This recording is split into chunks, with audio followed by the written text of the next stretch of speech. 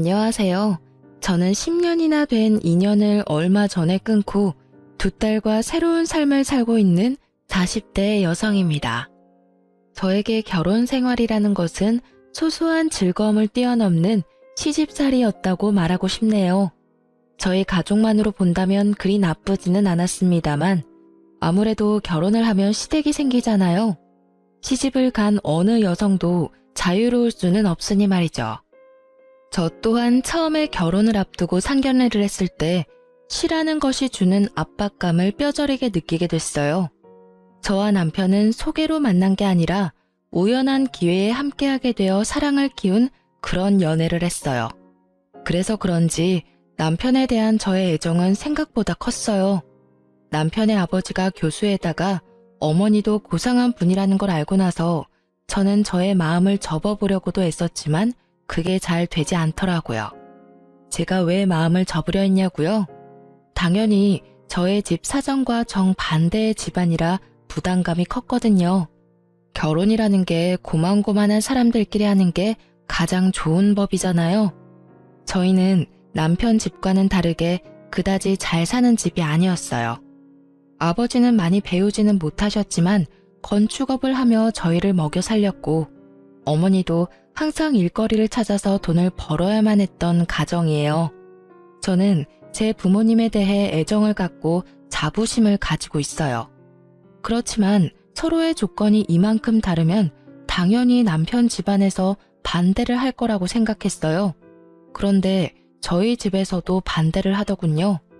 너무 환경이 다른 집에 가면 너만 고생할 뿐이라고 아버지가 어찌나 말리시던지. 어머니는 눈치 보더라도 돈 걱정 안 하며 사는 게 제일이라고 하셨지만 아버지는 딸이 눈칫밥 먹으며 사는 게 싫으셨나 봐요. 교양 있는 분들이라 그러지 않을 거라 우스갯소리로 말했는데 웬걸? 교양 있는 사람이 더 심하게 눈칫밥을 줄 줄이야. 그때는 미처 몰랐답니다. 결국은 남편의 설득으로 시댁에 한번 가보게 되었어요. 상견례라던가 그런 건 아니었고 한번 갔다가 저를 탐탁치 않아 하면 그만두자 하고 생각했던 거였어요. 그렇게 시댁에 갔는데 두 분 다 의외로 호의적인 느낌이었어요. 시부는 깐깐하게 보였지만 교수님답게 옳고 그름에 민감한 분이었고 시모는 고상한 사모님처럼 보였지만 할 말은 다 하는 타입이었어요. 그리고 결혼 후에 시모가 교양 있는 말투로 독설을 한다는 걸 잘 알게 됐고요. 그때 시모는 제게 결혼을 하고 싶으면 한 가지 조건만 허락하면 된다고 하셨어요. 그건 바로 시모의 시모, 즉 시조모를 제가 맡아줬으면 한다는 거였어요. 물론 이게 같이 살면서 돌보라는 거였다면 저도 허락을 안 했겠지만 당시의 시조모는 작고 왜소한 분으로 본인 앞가림은 다 할 줄 아시는 분이셨어요. 그리고 혼자서 좋은 집에서 잘 살고 계셨고요. 대신 시조모가 부를 때는 무조건 가야 한다는 게 조건이었어요. 처음에는 망설였는데 시부가 한마디 거들더라고요. 시조모를 돌본다면 시부모인 자기들은 모실 필요 없다고요. 그리고 시조모를 모시며 결혼하면 신혼집을 마련해 주겠다고 하셨어요. 그 이야기에 저는 마음이 확 기울었어요. 나쁘지 않은 이야기라고 생각했어요. 아무래도 없는 집에서 자란 제게 자가라는 건 상상만으로도 달콤한 것이었으니까요. 그래서 저는 그 일을 맞는 조건으로 결혼을 할 수 있게 되었죠. 그런데 문제는 시모를 모시지 않는다고 하여 시집살이에서 자유로울 수는 없다는 점이었어요. 제가 그 부분을 놓친 거였죠. 저는 결혼 후 첫째 딸을 낳고 그럭저럭 괜찮은 시간들을 보내고 있었어요. 시모가 말한 시조모를 모시는 일도 그렇게 힘든 일은 아니었어요. 오히려 시조모의 성품이 저와 잘 맞아서인지 둘이서 대화를 하는 게 그렇게 재미있을 수 없더라고요. 저는 애늙은이 같은 면이 있었고 시조모는 젊어 보이는 것에 민감했으니 어찌저찌 잘 맞았던 거였어요. 그래서 제게 시조모 부양은 부양이 아닌 말벗의 느낌에 더 가까웠어요. 처음에는 빠릿하게 집안일을 해나갔다면 이후에는 차츰 시조모께서 그런 일은 아줌마를 부르면 된다며 이야기나 더 하고 가자고 하시더라고요. 결국은 재미있게 이야기를 하고 맛있는 걸 먹는 아주 재미있는 시간이 되었으니 저야 더 바랄 게 없는 상황이었죠. 그렇지만 문제는 시조모님이 아닌 시모에게서 나타났어요. 제가 둘째를 낳았을 무렵이었죠. 첫째가 딸이었기에 시모는 둘째는 꼭 아들을 낳기를 원했어요. 그런데 어디 아이가 원하는 대로 성별을 타고 나오나요? 결국은 둘째도 딸아이였다는 게 문제의 시작이었어요. 저는 당시에만 해도 그렇게 심각하게 느끼지 못했어요. 그런데 시부모가 산부인과에 왔을 때 뭔가 잘못됐다는 걸 느꼈어요. 바로 밝은 시부의 표정과는 다른 차가운 시모의 표정 때문이었어요. 시부와 남편이 맛있는 걸 사오겠다며 나간 사이 시모가 제게 말하더군요. 첫째 때는 첫 아이라 그러려니 했는데 두 번째까지 딸인 건 좀 너무하지 않니? 어떻게 넌 아들 하나를 못 낳아? 정말. 내가 남편 때문에 금팔찌를 사오긴 했다만 솔직히 네가 감히 이걸 받을 자격이 있는지는 너 스스로 생각해봐. 그리고 딸 낳고 조리할 생각은 하지 말고 보름 뒤에 집에서 김장하니까 그때 꼭 와서 거들고 가거라. 보름 뒤요? 애가 아직 어려서 다른 데 맡기기가 힘든데 올해만 좀 봐주시면. 봐주긴 뭘 봐줘? 내가 심하다고 생각하니? 아니야, 네가 나한테 너무한 거지. 어떻게 내리 딸만 낳을 수 있어? 아들이 없으면 우리 집 재산은 누가 지내? 저는 시모의 말에 할 말이 없었어요. 제가 잘못해서가 아니라 어이가 없어서요. 이 말도 안 되는 언행에 어디를 어떻게 어디서부터 지적해야 할지 알 수가 없었으니까요. 시부와 시모가 돌아오니 시모는 제게 언제 그랬냐는 듯 조리 잘하라며 덕담을 하고 돌아가시더군요. 참으로 가증스러운 모습이었어요. 저는 참다 못해 남편에게 말했어요. 어머님이 보름 뒤에 김장할 때 나더러 오래. 나 몸도 안 좋은데 김장까지 하면 진짜 반은 죽을지도 몰라. 설마 일 시킬 리가 있겠어? 산후조리 잘하라는 분인데. 그냥 손녀 보고 싶은 마음에 당신을 부른 거겠지. 일한다 생각하지 말고 갔다 와. 첫째는 내가 봐줄까? 진짜 그럴까? 근데 어머님이 아들 원하셨는데 딸 낳아서 많이 실망하시던데 그 부분에 대해서 들은 건 없어? 아니, 설마. 요즘 세상이 어떤 세상인데 딸 아들 구별해. 나는 아들보다는 딸이 더 좋아. 벌써부터 애교가 철철 넘치잖아. 남편이 딸을 좋아하니 마음을 굳게 먹었어요. 보름의 시간이 지나고 저는 일복을 입고 집을 나서려 했어요.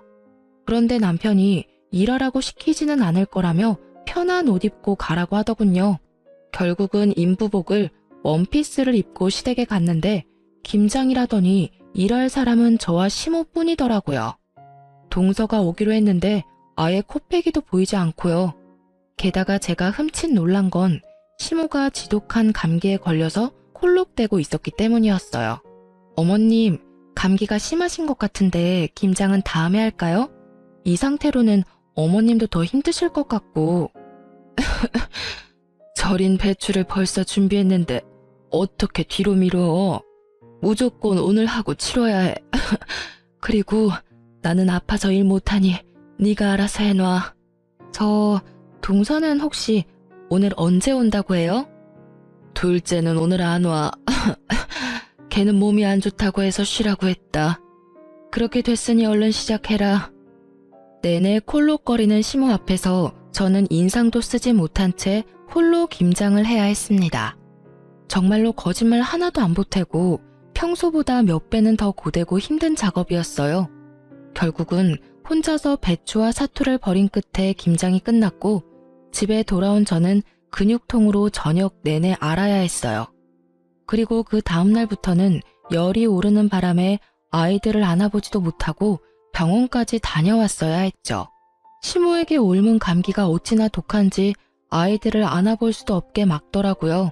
제가 애들을 볼 수 없으니 결국 남편이 애들을 떠안게 됐고 그 때문에 남편은 남편대로 애 둘을 보느라 힘든지 은근히 제 탓을 하더라고요. 아니, 도대체 어디서 감기로 옮아온 거야? 갓난쟁이 돌보면 집에 딱 붙어 있어야지. 당신 김장 갔던 날 평소보다 늦게 들어왔던데 어디 다른 데 가서 있었던 거 아니야? 산후조리 해야 할 사람이 몸 관리를 어떻게 하길래 감기에 걸려? 머리 아프니까 나한테 뭐라고 하지 마. 내가 가고 싶다고 했어? 오라고 한 건 어머님이고 등 떠민 건 당신이야. 그리고 그 감기균이 어디서 얼마 온 건지 가르쳐 줄게. 어머님이 감기 걸리셨더라고. 동서도 불참한 상태에서 나 혼자 김장하느라 정말 죽을 뻔했거든? 어떻게 몸조리도 안 끝난 사람을 불러서 일을 시켜. 당신한테 말하기 힘들어서 말 안 했는데 어머님이 나 둘째 낳고 무슨 소리 했는지 알아? 딸 낳고 무슨 산후조리 하냐고 혼내시더라. 그리고는 김장 오래잖아. 아들 못 낳은 게 내 탓이야? 내 탓이냐고. 그게 사람을 이렇게 못 살게 굴 이유가 되는 거야? 결국 저는 터져버렸고 그 이야기를 들은 남편은 깜짝 놀라더니 그 길로 씩씩거리며 시댁에 전화를 하더군요. 어머니, 어쩌자고 출산한 지 보름밖에 안 된 사람을 불러다가 김장을 시킨 거예요. 그것도 혼자서 했다는데 대체 무슨 생각이신 거냐고요? 지금 집사람 아파서 몸도 못 가눌 정도라고요. 그것 때문에 지금 제가 얼마나 고생하고 있는지 알기는 아시냐고요. 걔가 아픈데 웬 네가 고생을 해. 며느리 좀 바꿔봐라. 너한테 일 시키는 거면 내가 한 소리 좀 해야겠다. 어머니가 지금 제 일을 만들어주고 있잖아요. 어머니가 집사람한테 옮긴 감기 때문에 집사람이 애를 못 보잖아요. 이제 막 보름 된 둘째 감기라도 옮으면 어머니가 책임지실 거예요? 엄마가 애를 못 보니 저라도 애를 봐야 할 거 아니냐고요. 결국 시모는 별말 못하고 전화를 끊었죠. 솔직히 입이 10개라도 할 말이 없을걸요? 그러게 면역력 떨어진 산모를 왜 데려오냐 이 말이에요. 그렇게 1차로 이야기가 끝난 줄 알았는데 감기가 가라앉고 나서 시부가 저희 부부를 시댁으로 불렀어요. 저는 남편과 시댁으로 갔는데 시부의 표정이 아주 무시무시하더라고요. 그래, 아가, 감기는 다 나았고? 네, 아버님, 이제 감기는 다 나았어요. 그런데 어쩐 일로 부르셨는지. 너 혹시 이번에 김장하러 왔었니? 네, 김장하고 갔는데 혹시 무슨 문제라도 있으셨나요? 그때 제가 너무 경황이 없어서 혹시라도 김치 맛이 이상하다면 죄송합니다. 그랬구나. 역시 너희 시어머니가 너한테 되지도 않는 시집살이나 시킨 거였어. 당신은 그렇게 할 짓이 없어서 며느리 괴롭혀? 어떻게 출산한 지 보름밖에 안 된 며느리를 데려다가 김장을 시켜? 아니, 딸 낳고 뭐가 자랑이라고 미역국을 끓여 먹고 팔자 좋게 산후조리를 해요. 옛날 같았으면 당장 나가서 일할 상황이라고요. 그리고 며느리 둘이 다 안 하겠다는데 그럼 김장은 뭐 나 혼자 해요? 그럼 며느라가 김장은 누구랑 같이 했는고? 저 혼자 했어요. 동서도 그날 안 왔거든요. 어머님도 기침 감기 때문에 계속 콜록거리고 계셔서 제가 일을 다 해야 했어요. 어머님이 그날 다 해야 한다고 하셔서. 어이구, 맨날 나가서 교양 있는 척은 혼자서 다 하더니 이거 봐. 당신이 그렇게 중요하게 여기는 교양과 상식에 출산 직후의 여성을 김장에 막 부려먹어도 된다고 하든 조선시대에도 이렇게까지는 안 했을 거야. 게다가 감기에 걸려서 콜록거리면서 어떻게 애를 봐야 할 사람을 불러서 감기로 옮기도록 할 수가 있어. 상식이라고는 어디다 갖다 처박아 놨길래 이런 사달을 만들어? 결국 시부가 화를 내고 시모에게 사과하라고 했지만 시모는 절대로 미안하다 한마디를 안 하더라고요. 뭐 저도 사과받을 생각이 없기는 했어요. 그걸 보고는 시부가 저에게 미안하다며 사과를 하시더라고요. 그때 저는 앞으로도 시모와는 이렇게 대면대면 거리 두고 살기로 작정했어요. 그렇게 다짐하고 나니 그 뒤로부터는 시모에게도 할 말은 하게 되더라고요. 그렇게 시모와의 사이가 악화되고도 그럭저럭 5년을 더 살았어요. 그동안에도 시모는 저에게 날카로운 눈총을 보내기도 했어요. 그리고 추석이 지난 공휴일에 친정에서 연락이 왔어요. 딸, 빨리 병원으로 와. 너희 아버지 아파서 지금 병원에 왔는데 나 혼자 무서워서 못 있겠어. 왜? 무슨 일인데 병원이야? 너희 아버지가 갑자기 숨이 잘 안 쉬어진다고 해서 병원 응급실에 왔는데 뭐가 안 좋나 봐. 의사들 얼굴이 심각해. 전화를 받으면서 옷을 후다닥 갈아입은 제가 병원에 도착했을 때 친정엄마는 거의 무너져 있었어요. 폐암 4기에 간이며 콩팥이며 뇌까지 전이가 다 된 상태라고 하더군요. 결국 수술은 불가하고 항암과 방사선으로 여명을 조금씩 늘리는 수밖에 없다고 하더라고요. 입원실에 들어간 아버지는 본인의 상태를 어느 정도 짐작한 듯 보이더라고요. 그리고 더 이상 치료에 희망이 없음을 느끼셨는지 집으로 가고 싶다고 엄청 떼를 쓰셨어요. 마음 같아서는 계속 병원에 두고 싶었지만 집이 보고 싶었을지도 모른다는 생각에 엄마와 저는 아버지를 집으로 데려왔고 가족 모두가 함께 하기로 했어요. 그래서 남편과 시조모에게도 미리 말을 했어요. 며칠이 될지 몇 주가 될지는 모르겠지만 친정에서 당분간 지내겠다고요. 물론 아이들은 데리고 가기로 했어요. 손녀들 얼굴 보면 아버지께 희망이 조금이라도 생기지 않을까 하는 마음에서 데리고 간 거였어요. 아버지가 너무 좋아하시더라고요. 병원에 있을 때보다 훨씬 얼굴이 좋아 보였어요. 물론 몸 상태는 안 좋으셨지만 마음이 편안해 보이는 게 보여서 저도 좋았죠. 그렇게 한 사흘쯤 됐을까요? 그때 시모가 급한 일이 있으니 시댁에 좀 오라더라고요. 아버지의 상태가 그리 좋지 않아 거절하려고 했는데 시모가 무조건 와야 된다는 거예요. 그만큼 중요한 일이 뭐가 있나 생각해봐도 전혀 생각이 나지 않으니 결국은 잠깐 갔다 오기로 했어요. 시댁에 갔더니 동서가 집에 와 있더라고요. 동서는 보름 전 출산을 하고 이제 막 조리원에서 나온 상태였거든요. 처음에는 설마 시모가 동서의 산후조리를 해주려나 하는 생각을 했어요. 동서는 시모가 원하는 아들을 낳았거든요. 그럴 수도 있을 거라고 생각했는데 제 예상은 완전히 빗나갔어요. 왔으면 빨리 네 동서 수발이나 들어라. 넌 뭘 하느라 집에 없어? 하긴 딸만 둘 낳은 네가 이렇게 아들 낳은 동서 얼굴 보는 것도 민망하겠지. 그래도 이럴 때는 네가 솔선수범으로 와서 도와야 하는 게 맞는 거 아니니? 동서의 아들을 품에 안고 어르는 것을 보니 우리 아이들 태어났을 때가 생각나더라고요. 한 번을 안아준 적이 없으면서 손주는 아주 끼고 도는 모습을 보니 참으로 어이가 없더라고요.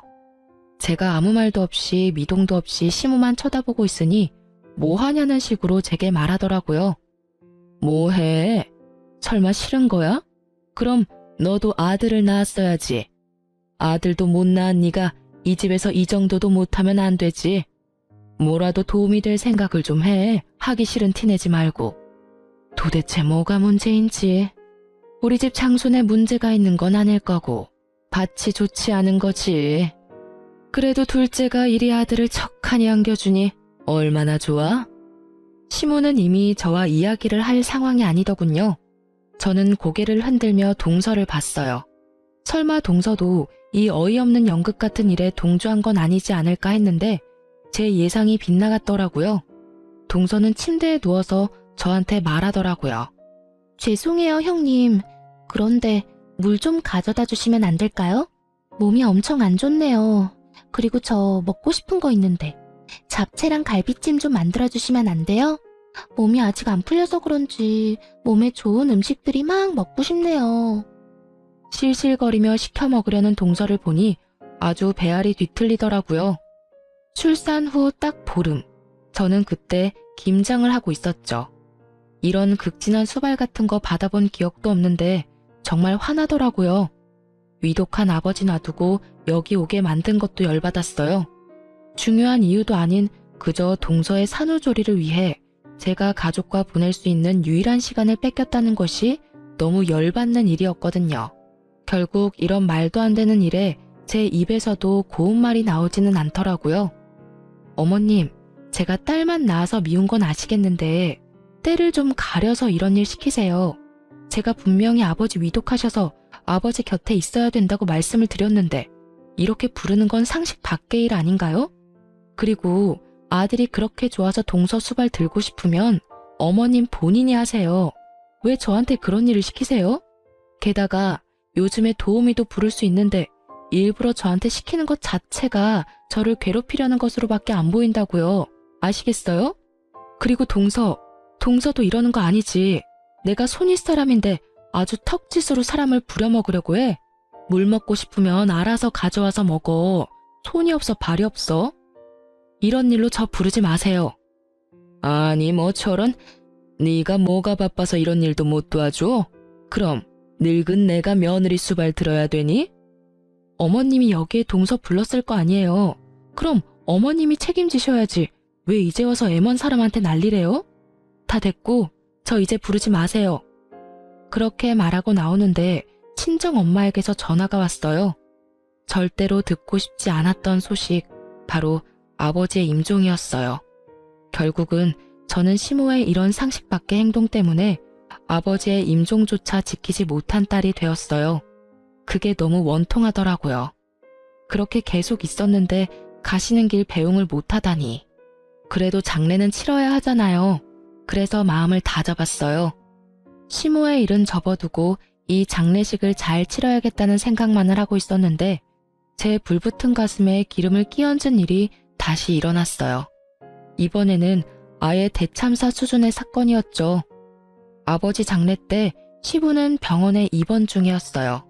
그래서 시모만 장례식장에 왔는데 제게 봉투를 주시더라고요.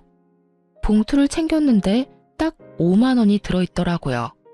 따로 부의금을 낸 것도 아니고 제가 받은 게 시댁에서 우리 집에 보내는 부의금인데 5만 원. 그런데 이 5만 원에 화가 난 게 아니었어요. 제가 화가 난 건 시모의 말 때문이었죠.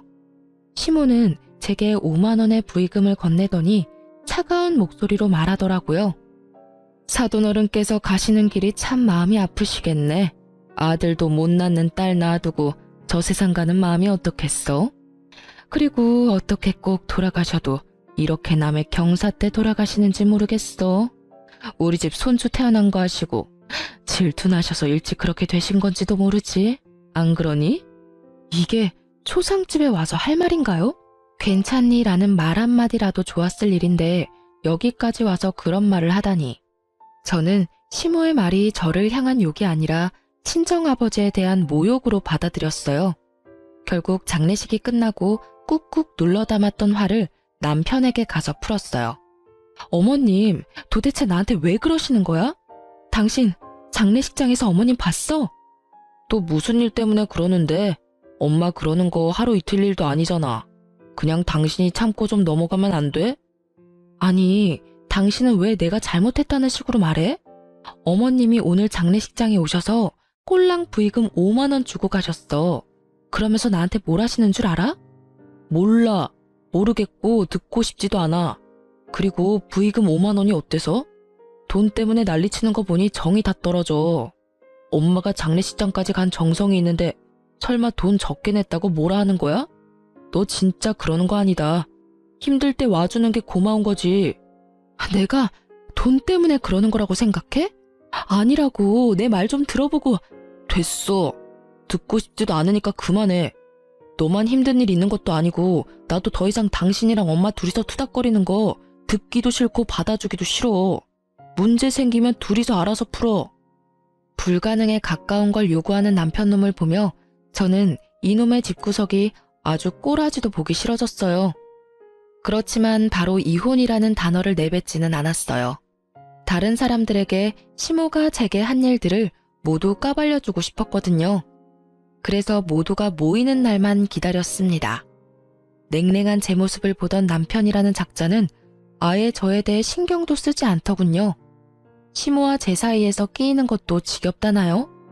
완전한 해결책을 바란 것도 아닌데 남편의 그런 행동은 저를 정떨어지게 만들기 충분했어요. 그리고 추석이 되었어요. 저는 작심을 하고 어른들에게 드릴 용돈 봉투를 만들었습니다. 시조모에게는 50만 원을 넣고 시부의 봉투에는 30만 원, 그리고 시모의 봉투에는 5만 원을 넣어서 드렸어요. 역시나 봉투를 받은 시모의 얼굴이 확 상하더군요. 고상함을 추구하며 항상 무표정한 표정을 짓는 시모의 그 일그러진 표정만 봐도 기분이 한결 나아지더라고요. 이거 봐. 얘는 이래서 안 된다니까. 너 설마 시아버지, 시조모님 봉투에까지 이런 장난친 거 아니지? 이게 뭐야, 애들 용돈도 아니고. 네 동서는 봉투에 50만 원 두둑히 넣어왔던데 넌 꼴랑 5만 원 넣어왔어? 나이가 들면 나이가 든 행동을 해야지. 너보다 어린 우리 둘째 며느리가 뭘 보고 배우겠니? 윗물이 맑아야 아랫물이 맑다는데 너희는 어찌 된 게 이렇게 정반대야? 집에 도움이 되는 일을 못했으면 이런 날 부모님 기쁘게 해드릴 노력 같은 건 아예 없고. 아들아, 너 장가 잘못 갔어. 참 모질다 싶은 말들만 골라 하더라고요. 그래서 저도 따박따박 말해줬죠. 그럼 동서는 아버지 돌아가시면 50만 원 드리겠네요? 동서는 좋겠어. 이렇게 좋은 시어머니도 두고. 근데 어머님, 제가 생각이 없어서 5만 원 넣었겠어요? 어머님이 제 아버지 돌아가셨을 때 장례식장에서 5만 원만 주셔서 그렇게 담았을 뿐이에요. 어머님이 하신 그대로 돌려드렸는데 뭐가 문제인지 잘 모르겠네요. 제 이야기를 듣고 있던 시부가 깜짝 놀라더니 시모에게 따지더라고요. 이게 무슨 소리야 당신? 내가 준 돈 200만 원은 어쨌어? 장례식장 갈 때 내가 봉투에 넣어준 돈. 시부가 나서서야 시모의 표정이 살짝 당황하더라고요. 그렇지만 여전히 뻔뻔한 고상함을 무장한 채 한마디도 지지 않고 역같은 소리를 짓거리더군요.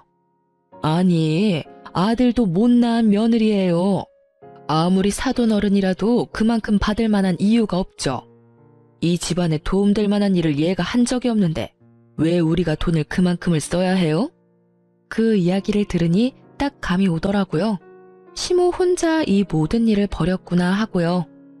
여보, 그만 좀 해. 장례식장에서 5만 원 받은 일로 아직까지 꽁에 있는 거야? 내가 제발 좀 이해하고 넘어가자고 했잖아. 어머니 옛날 사람이고 아들 좋아하는 거 이미 잘 알고 있는데 새삼스레 왜 이제 와서 이러는데. 제발 조용히 좀 살자, 어? 그냥 장례식장 와주신 거에 의미를 두라고. 돈 같은 거에 연연하지 말고. 살면서 그 돈보다 더 많이 받을 수도 있잖아. 남편 놈은 시모 말을 듣고도 제 엄마 두둔하기 바쁘더라고요. 딸을 좋아하지만 엄마도 포기 못하는 거겠죠. 참 효자예요. 그걸 보는 저는 우라통이 터지지만요. 5만 원 받아도 상관없었어. 그런데 돌아가신 고인에게만큼은 예의를 다해야 됐던 거 아니야? 어떻게 장례식장에 와서는 딸한테 아버지를 욕보일 수가 있어. 도대체 무슨 생각으로 그런 말 하셨어요? 말해보세요. 아들도 못 낳는 딸 놔두고 가는 아버지 심정 운운할 때 도대체 무슨 생각을 하셨냐고요. 저는요, 당신 때문에 저희 아버지 임종도 못 지켰어요. 그 잘난 아들 낳은 동서 산후조리 수발 들라며 저 불러냈을 때 저희 아버지 돌아가셨거든요. 이러니 제 가슴에 못이 박히지. 아버지 마지막도 못 본 저한테 장례식장에서까지 그런 말씀 하셨어야 했어요? 그건 저를 욕보인 게 아니라 저희 친정 아버지를 욕보인 거라고요. 악에 받쳐 말하는 제 말에 시부의 얼굴이 터질 것처럼 벌겋게 달아오르더라고요. 아니 이 옆에 내가 정신이 나갔어? 어디 장례식장에서 그런 막말을 하고 와? 그리고 임종 지키러 간 며느리를 왜 다시 불렀어? 그딴 쓸데없는 이유로. 내가 부끄러워서 고개를 들고 다닐 수가 없어. 다른 사람도 아니고 사돈 장례식장에서 그런 미친 짓을 하고 온 게 내 마누라라니. 그렇게 고상하고 상식을 찾고 돌아다니더니 이거 봐, 아주 단단히 미쳤네. 인간이 어떻게 인간의 탈을 쓰고 사돈 장례식장에 가서 그런 말도 안 되는 말을 내뱉고 와. 당신 도대체 뭐 때문에 이러는 거야? 시부의 호통 소리에 집안이 조용해졌어요. 그리고 남편놈의 얼굴도 당황한 표정이 역력했죠.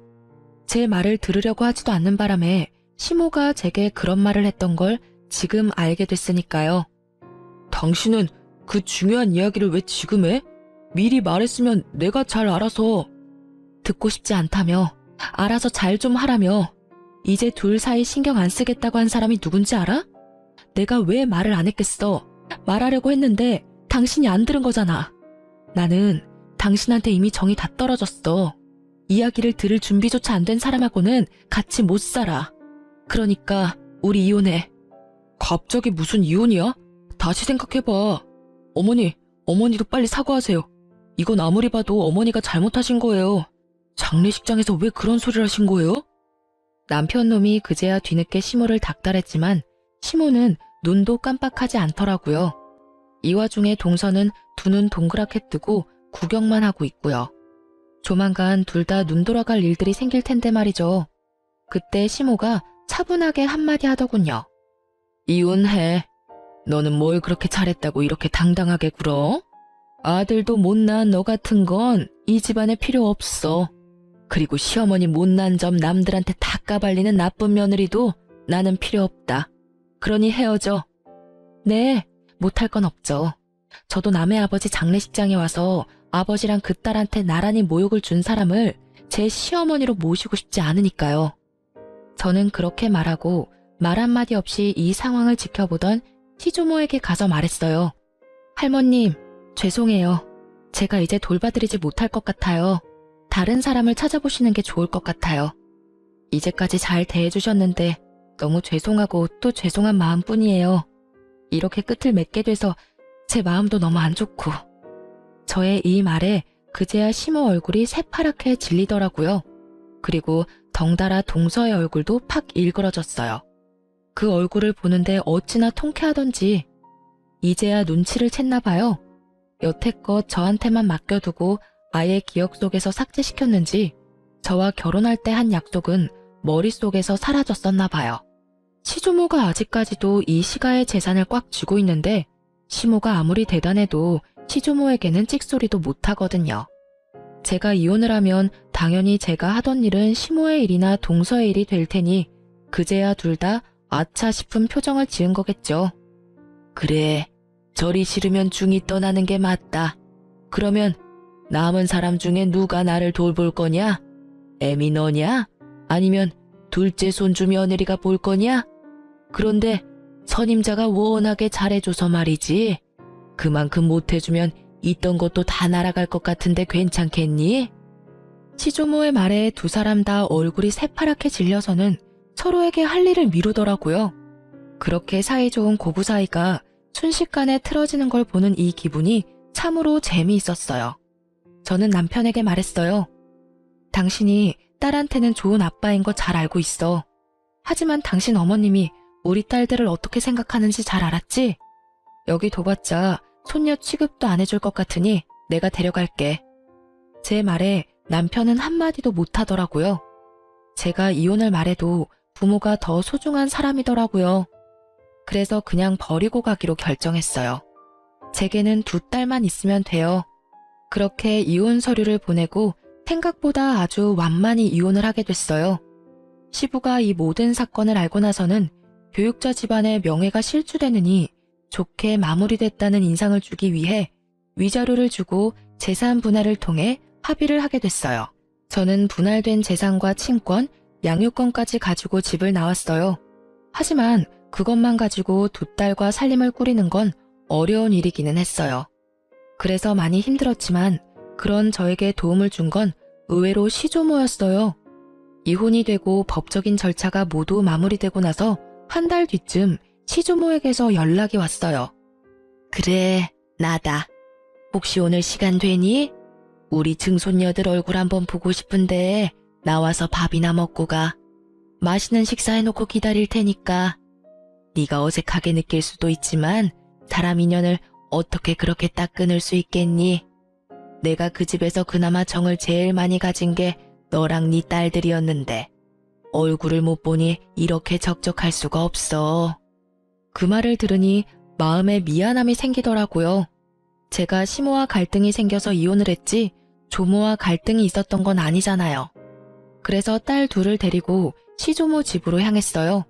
그런데 집에 들어가니 시모와 동서가 부엌에 있더라고요. 열심히 음식을 만들고 있는데 냄새를 맡아보니 제가 좋아하는 수육과 꼬막 무침이더라고요.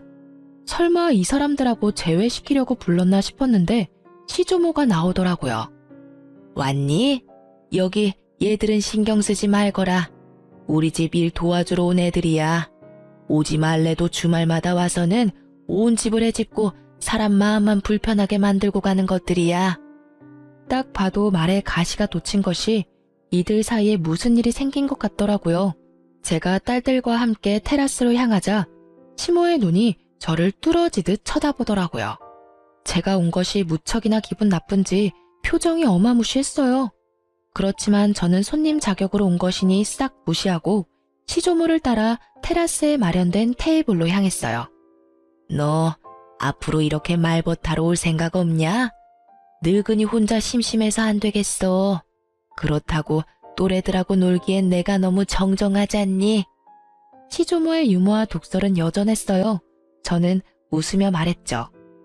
어차피 제 딸이 할머님의 피를 이었으니 제가 애들 데리고 만나러 오는 건 싫지 않아요.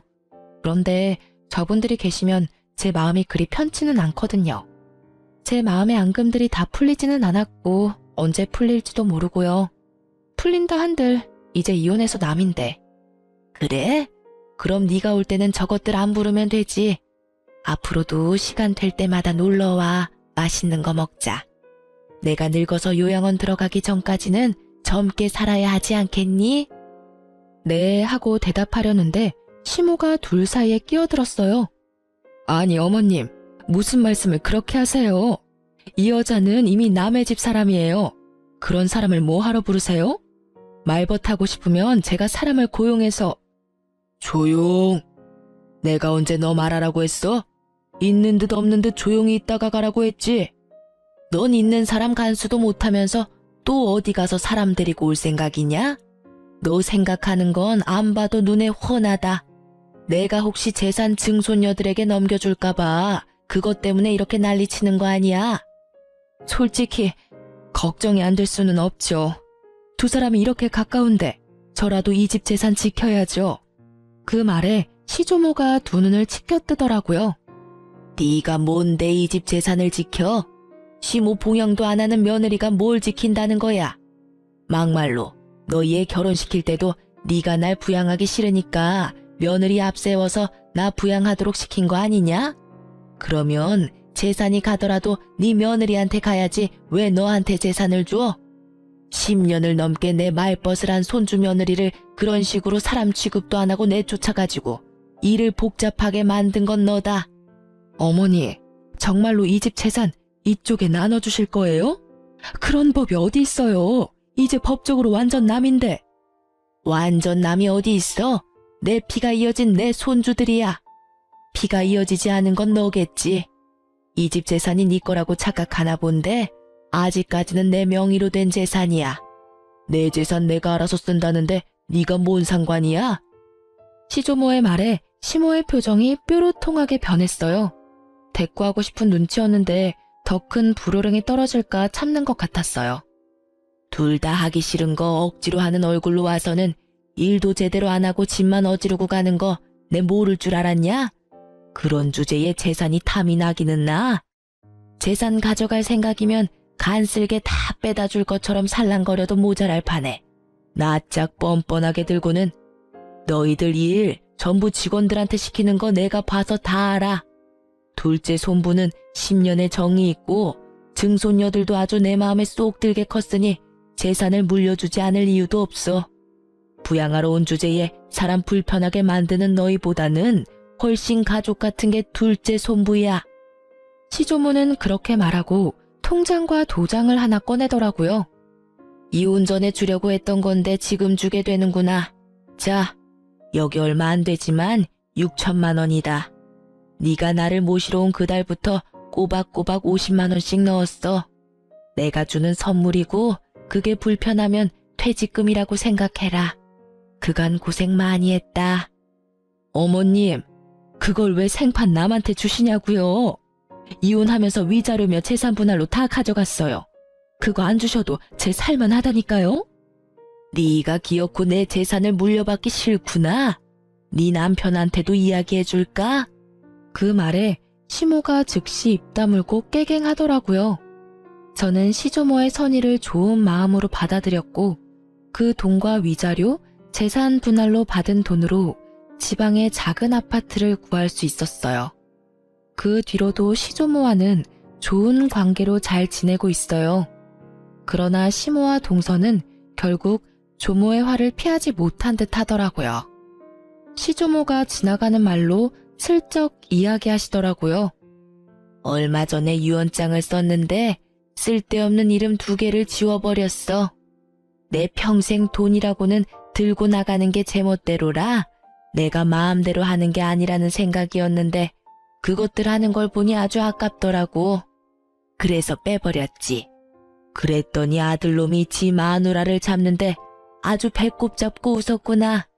고상한 척 아주 혼자 온 집안을 들쑤시고 다니더니 결국은 남편한테까지 버림받을까봐 요새는 설설 겨. 그러게 처음부터 마음을 곱게 썼으면 이런 일 없었을 거 아니니?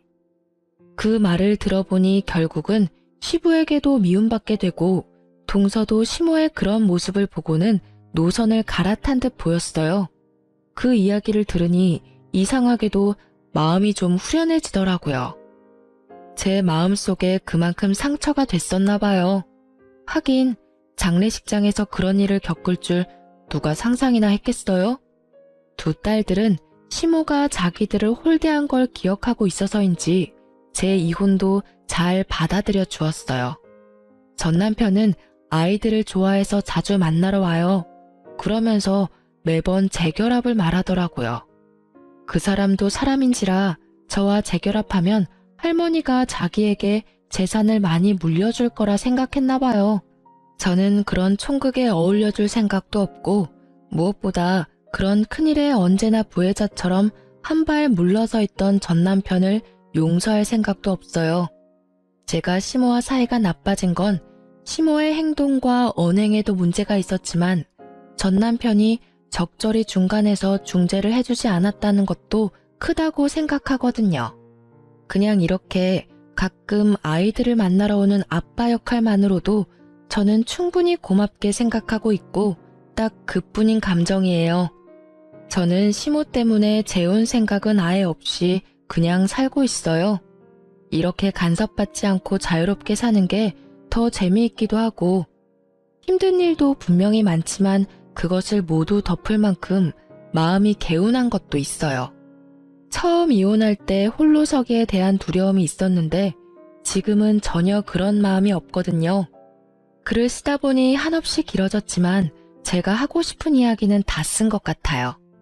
제 이야기에 같이 욕해주시는 분도 계실 거고 안타까워할 분들도 계실 거예요. 그렇지만 저는 지금 그 어느 때보다도 즐거운 하루를 보내고 있어요.